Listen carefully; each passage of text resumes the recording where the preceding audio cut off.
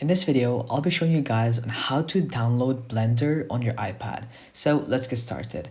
Now, let's be straightforward. Blender cannot be downloaded or installed on an iPad. Blender is a full desktop 3D software made for Windows, Mac OS, and Linux. And it requires system level access that iPad OS simply doesn't allow. So if you're searching the App Store or Google for Blender on iPad, you won't find an official app. Any app or website claiming to be Blender for iOS is not a real Blender, so it's best to avoid those.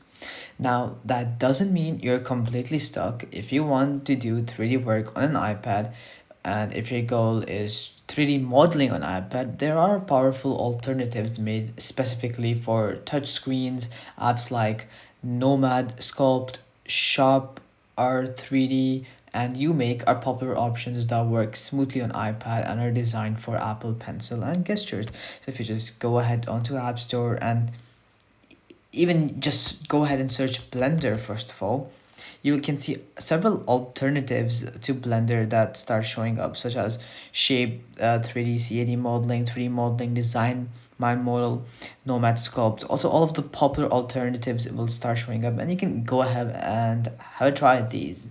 And they should work out for pretty much very simple modeling. But now, if you specifically need Blender itself, there's one workaround. You can use a remote desktop app like AnyDesk or TeamViewer to connect your iPad to a computer that already has Blender installed.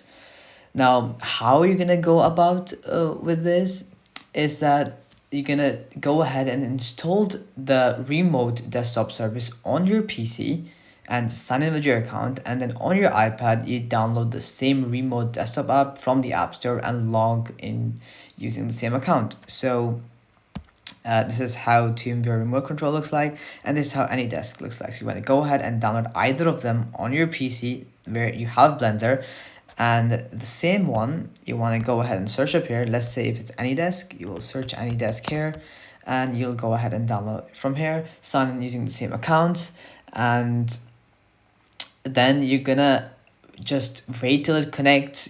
Once you open them, you're gonna connect your iPad to your PC, and your iPad will mirror your computer's screen. At this point, you're not running Blender on the iPad itself, you're controlling Blender on your computer remotely from your iPad. So you can tap, click, and move around the interface just like using a mouse, and with an Apple Pencil perhaps, and navigating can feel way more precise. Keep in mind, this method works best with a strong Wi-Fi connection because Blender is a heavy program and lag can affect performance.